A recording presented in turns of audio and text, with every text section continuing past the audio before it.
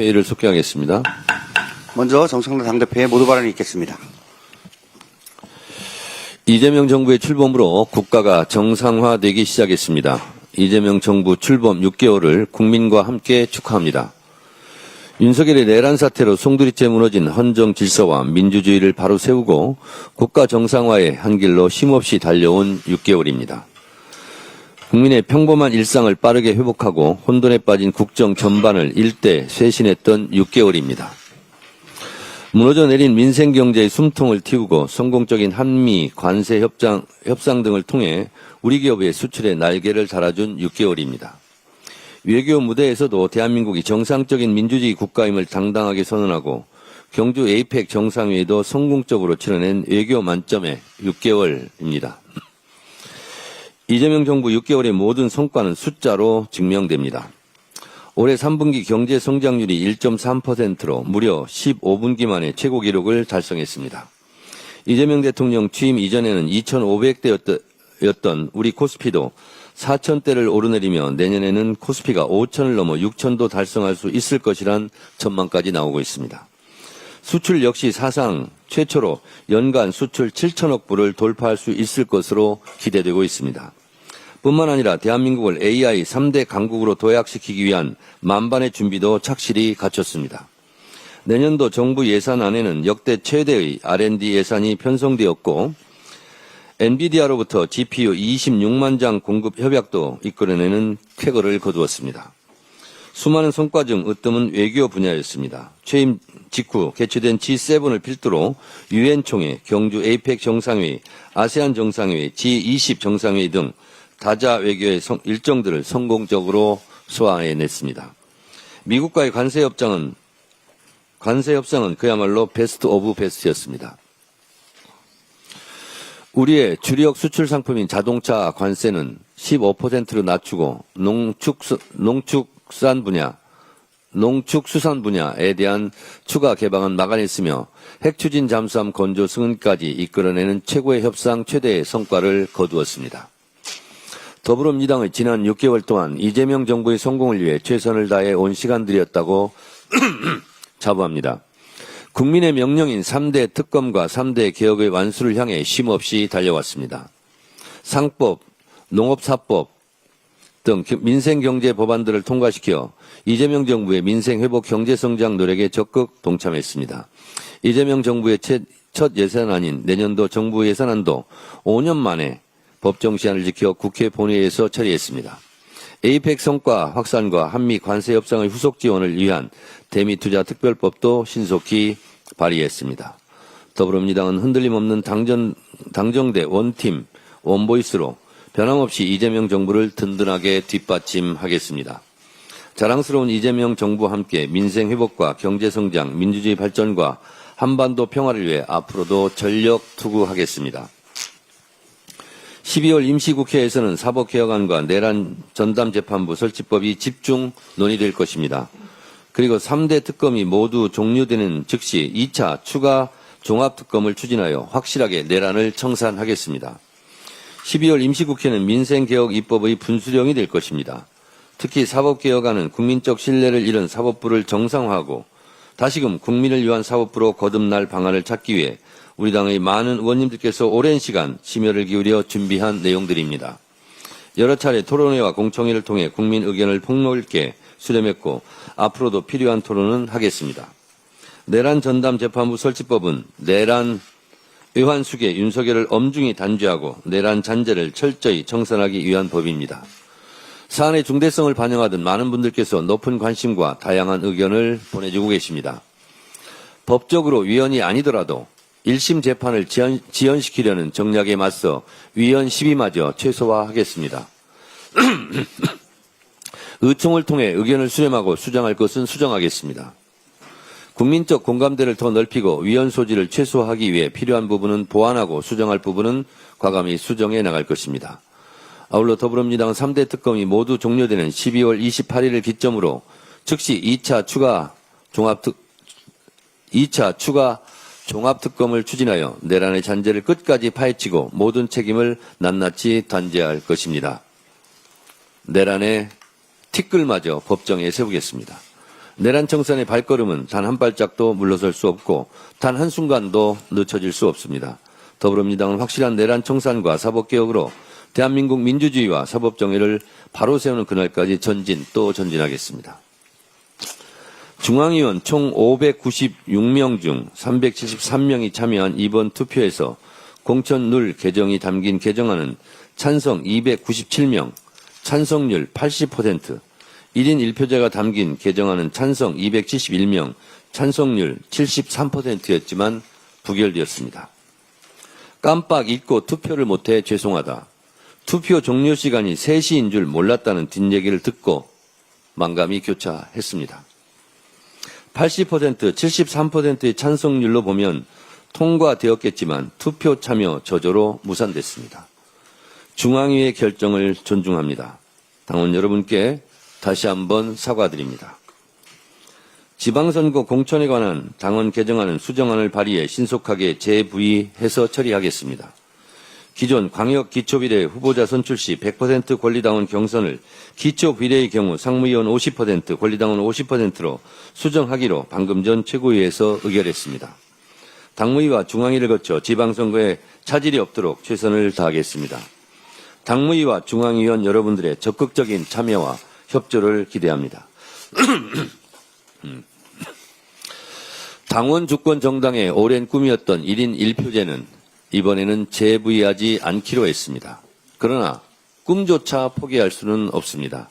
나라의 주인이 국민이듯이 당의 주인은 당원입니다. 앞으로 어떻게 할 것인가는 당원에게 뜻을 물어 길을 찾겠습니다. 당의 주인인 당원들이 가라시는 길로 가겠습니다. 이상입니다. 다음은 김병기 원내대표의 발언이 있겠습니다. 이재명 정부 6개월 빛나는 성과가 많았습니다만 오늘은 외교 분야에 대해 말씀드리겠습니다. 대통령실 출입기자들이 뽑은 가장 잘한 일 1위에 한미 관세 협상 타결이 뽑혔습니다. 외교 안보 성과가 상위권을 채웠습니다. 이재명 대통령께서는 취임 직후부터 G7, UN, ASEAN, APEC, G20를 연달아 완주하며 멈춰있던 정상외교의 시계바늘을 다시 돌리셨습니다. 그 결과 한국 외교는 참여자가 아니라 의제를 만드는 외교로 당당히 복귀하였습니다. 대통령님이 제시한 핵심 광물 공급망, 글로벌 AI 협력, 포용적 성장 아젠다는 국제사회가 바로 적용할 수 있는 실제 해법으로 평가받고 있습니다. 외교는 의전이 아니라 국익과 민생경제의 문제라는 사실을 다시 확인한 외교였습니다. 한미 관세협상 타결은 기업의 불확실성을 걷어낸 결정적 성과입니다. G20 의장국 수임도 책임있는 리더 국가로 부상했다는 분명한 신호입니다. 이제 남은 과제는 외교적 성과를 국민의 삶으로 연결하는 일입니다. 민주당은 정부와 원팀으로 움직이겠습니다. 성과를 기록하는 데서 멈추지 않고 국민이 체감하는 변화로 완성하겠습니다. 국민과 함께 지속 성장하는 대한민국, 부강한 대한민국의 비전을 현실로 만들겠습니다. 우리 안보를 위협하고 기술을 노리는 위협에 맞설 장치를 드디어 제대로 갖추었습니다. 지난 3일 법사위에서 간첩법 개정안이 통과되었습니다. 이제 본회의 처리만 남았습니다. 사실 이 법은 제 개인적으로도 오랜 수건이었습니다. 대한민국의 안보를 저해하는 적들을 간첩죄로 의율조차 못한다는 것이 이해하기 힘들었었습니다. 오랫동안 손대지 못했던 조항을 현실에 맞게 정비한 것입니다. 안보를 위해하는 적들은 물론 해외 기업이나 외국 기관이 군사 전략 기술에 접근하려는 시도에 단호하게 대응할 수 있는 근거가 마련되었습니다. 기술이 안 보이고 정보가 국력인 시대에 뒤늦게나마 꼭 필요한 안전장치를 채운 셈입니다. 산업 현장의 절박함도 담았습니다. 우리의 첨단 기술을 노리는 해외 스파이 활동이 갈수록 교묘해지고 피해는 걷잡을 수 없이 커지고 있습니다. 처벌이 약해 적발돼도 큰 부담이 없다는 인식이 퍼진 것이 기업들의 가장 큰 불만 사항이었습니다. 모든 경제안보 영역을 포괄하진 못했지만 전략기술을 지킬 최소한의 방편은 확보했다 할 수 있습니다. 이번 간첩법 개정은 여야 의원들이 국익을 중심에 놓고 힘을 모았고 민주당도 그 필요성을 강하게 뒷받침한 결과입니다. 기술 주권을 지키는 문제에 정치적 계산이 끼어들 이유는 없습니다. 민주당은 앞으로 더 과감하게 계속해서 보완하겠습니다. 첨단 산업 경쟁은 이미 국가의 생존 싸움입니다. 국가 핵심 기술과 산업 기반이 어떤 유업에도 흔들리지 않도록 제도적 울타리를 더 두텁게 구축하겠습니다. 이상입니다. 다음으로 이현주 최고위원의 발언이 있겠습니다.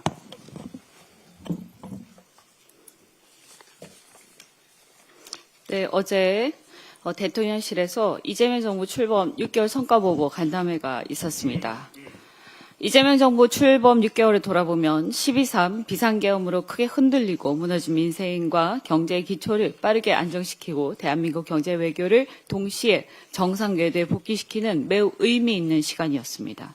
특히 눈에 띄는 점은 이재명 정부가 성장과 분배, 시장과 국가의 역할을 이분법으로 나누지 않고 실용적으로 결합해서 경제 운영의 새로운 균형 모델을 제시하고 있다는 점입니다. 대기업 투자 유인 강화 동시에 중소 중견기업, 소상공인 금융세제 지원을 병행해서 경제 생태계 전반을 함께 살리는 정책으로 진정한 상생이 무엇인지, 모두의 성장이 무엇인지를 실행으로 보여줬습니다. 또한 반도체, 에너지 전환 등 미래 첨단 산업에 대한 국가 투자 확대를 통해서 중장기 성장 동력을 본격적으로 확보하기 시작했습니다.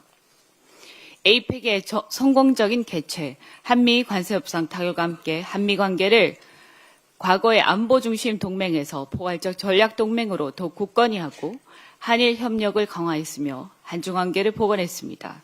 이후 동남아, 중동 등 주요 교육 파트너와의 정상 외교를 재가동했고 원전, 방산, 조선협력 외교를 확대하는 등 국익 중심 실용 외교의 가시적 성과를 거뒀다고 생각합니다. 산업, 통상, 에너지, 문화, 체육, 관광 등 외교가 하나로 맞물린 통합형 경제 외교 체계를 실질적으로 작동시키기 시작했다 이렇게 생각합니다. 이념이 아니라 실력으로 평가받는 일하는 정부, 유능한 실용 정부의 출발선이었습니다. 우리 민주당 지도부도 남은 임기 동안 정책 입법과 예산 지원을 통해서 이재명 정부의 성공을 든든히 뒷받침하겠습니다. 오늘 전국 법관 대표회의에서 내란 전담재판부 설치, 법 왜곡죄 도입 등 사법제도 개편안에 대해서 논의할 예정이라고 합니다. 벌써 12.3 비상계엄 이후 1년이 지났습니다. 조희대 대법원장이나 지기현 판사 등 일부 판사들에 대한 국민적 불신 등 여러 걱정이 있으면서도 지켜봤습니다만 내란 사건처럼 헌정질서가 파괴된 사건이 1년이 지나도록 1심도 끝나지 않는 것은 정상이 아니라고 생각합니다. 많은 국민들이 내란 종식이 혹여라도 제대로 안 되는 거 아닌가 해서 갈수록 걱정이 커져갑니다. 그런데 지난주 전국 법원장 회의에서는 내란 전담 재판부에 대해 정치적 중립성, 사법부 신뢰훼손, 위헌성 등을 논의했다고 합니다. 위헌성 문제는 엊그제 대통령실에서도 지적한 바 있고 잘못되면 위헌 시비로 내란의 조기 종식이 오히려 어려워질 수 있기 때문에 당연히 여러 문제 제기를 검토해서 수정, 보완해야 한다고 생각합니다. 그러나 정치적 중립성이나 사법부 신뢰 훼손을 사법부 측에서 얘기하는 것은 뭔가 본말이 전도된 듯해서 대단히 유감스럽습니다. 87년 민주화 이후 거의 50년간 지금 진행되고 있는 윤석열과 그 일당에 대한 내란 및 외환 사건보다 더 헌정질서 사상 심각한 재판이 있었습니까? 윤석열 일당은 비상계엄을 선포해 법관을 체포하고 사법권도 군이 장악하려 했는데 그보다 더 사법부를 농락한 사건이 있었습니까? 그런데 그날 밤 조희대 대법원장과 고위 법관들께서는 헌정질서를 지키기 위해서, 사법부를 지키기 위해서 도대체 무슨 일을 어떻게 하셨습니까? 우리 민주당을 비판하거나 우려하시기 전에 가슴에 손을 얹고 생각해 보시기 바랍니다. 12.3 비상계엄 선포 직후 조희대 대법원장은 법원행정처 긴급 간부회의를 소집했지만 그 이후에 12.3 비상계엄의 위헌성에 대해서 침묵을 지켰습니다. 올해 5월이 되어서야 6개월이 지난 이후 천대엽 처장을 통해서 그것도 전원으로 당일 간부회의에서 대법원장이 위헌적이라는 표현을 썼다고 주장했을 뿐입니다.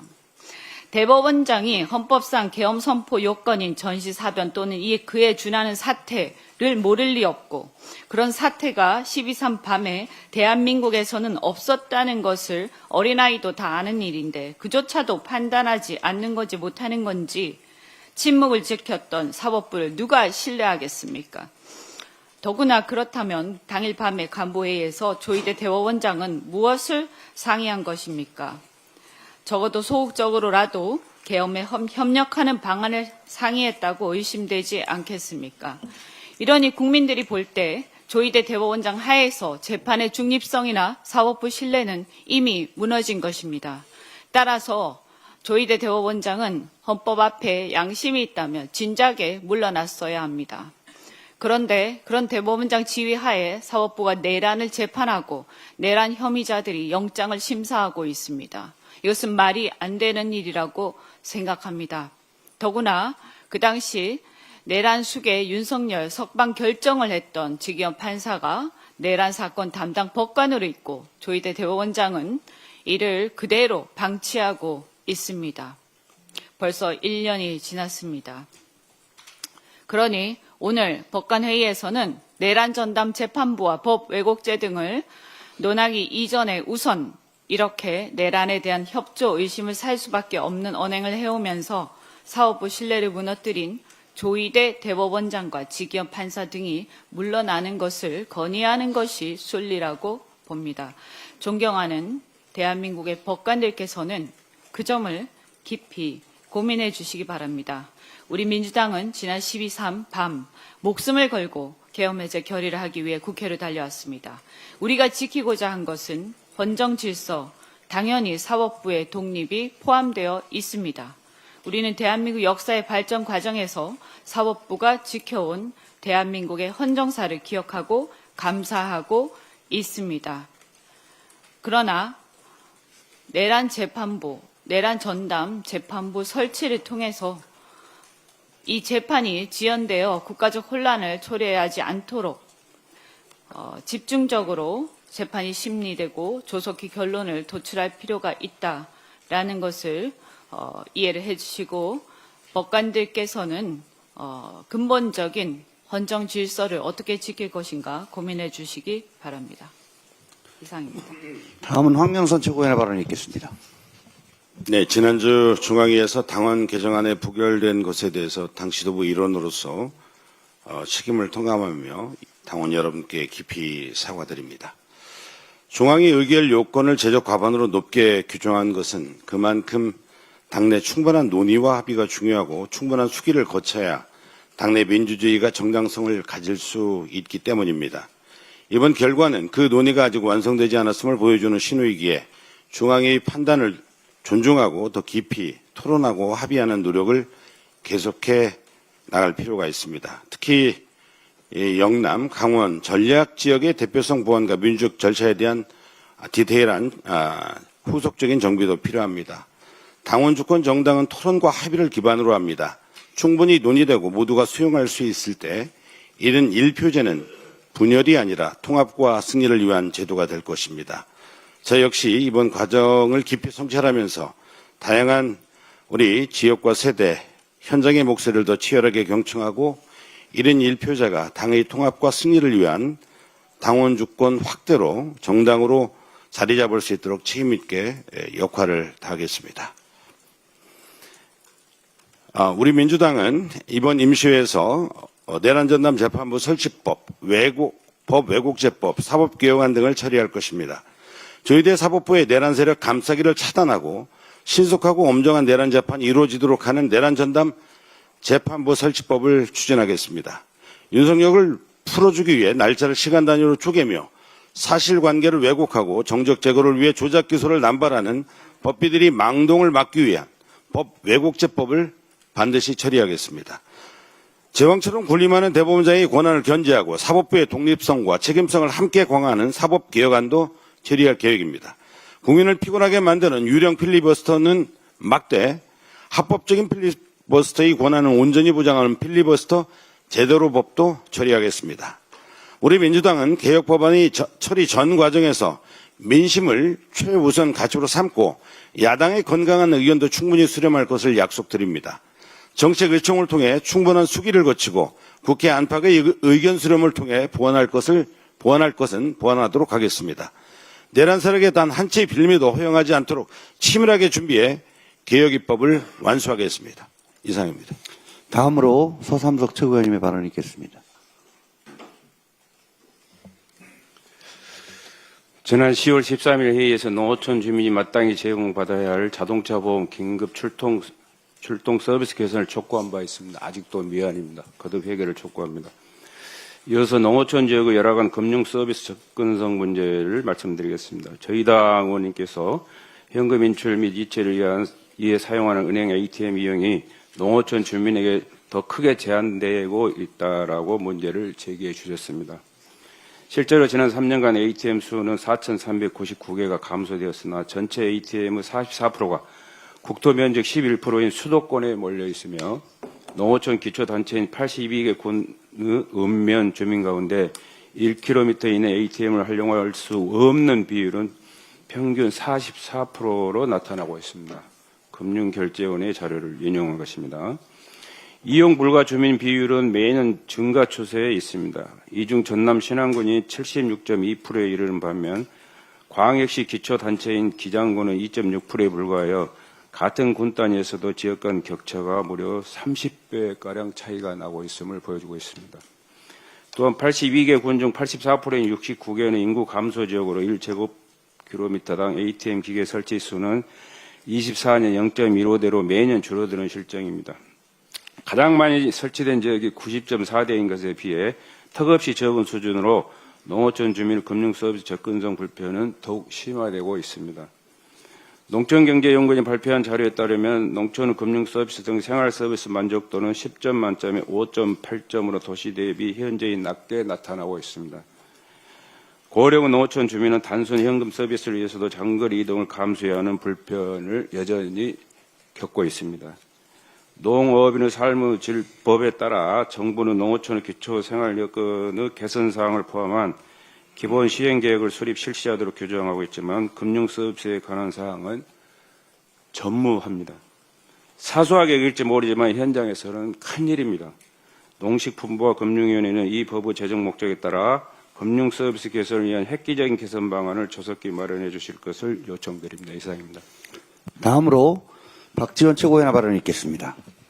이번 쿠팡 개인정보 유출 사태는 한국이 자랑하는 디지털 경제에 무엇이 부족한지를 보여주는 사례입니다. 미국과 유럽의 유사한 모범 사례를 보면 우리와 차이점이 뚜렷합니다. 대규모 정보 유출 사태가 발생하면 회사는 빠르고 투명하게 사실을 공개하고 CEO는 사과와 해임 등 책임을 지며 감독당국은 거액의 과징금을 부과합니다.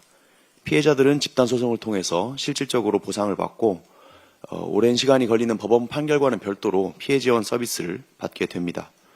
만약 쿠팡이 미국이나 유럽에 있었던 기업이라면 이번 같은 사건에서 유출을 노출로 바꿔서 책임을 희석하거나 사과문을 삭제하거나 최고 의사결정권자가 국회에 나오지도 않는 등 이런 일은 일어나지 않았을 것입니다. 이번 사건은 국민의힘 장동혁 대표 말처럼 중국의 간첩 등을 운운할 정쟁 소재가 아니고 디지털 시대의 진정한 민생 사안입니다. 기업 책임을 물어서 재발 방지하고 소비자 피해를 구제할 제도 개선의 기회로 삼아야 됩니다. 이번 사태의 계기로 해서 집단소송제와 공중피해보상기금제 도입 논의에 다시 불을 지필 필요가 있습니다. 집단소송제가 도입되면 일부 원고만 승소를 해도 모든 피해자에게 판결 효력이 미칠 수 있고 공중피해보상기금제가 도입되면 과징금으로 거둔 돈의 일부를 기금으로 적립해서 국가가 먼저 그 기금으로 피해자를 신속 지원할 수 있습니다. 이번 쿠팡 사태는 개인정보 보호체계의 전면 개편을 요구하는 경고음입니다. 민주당은 혐오를 조장하는 야당과 달리 피해자 목소리에 제도로 응답하며 기업의 책임도 끝까지 묻겠습니다. 이상입니다. 이상 발언을 모두 마치고 당대표께서 회의를 폐하겠습니다. 회의를 마치겠습니다.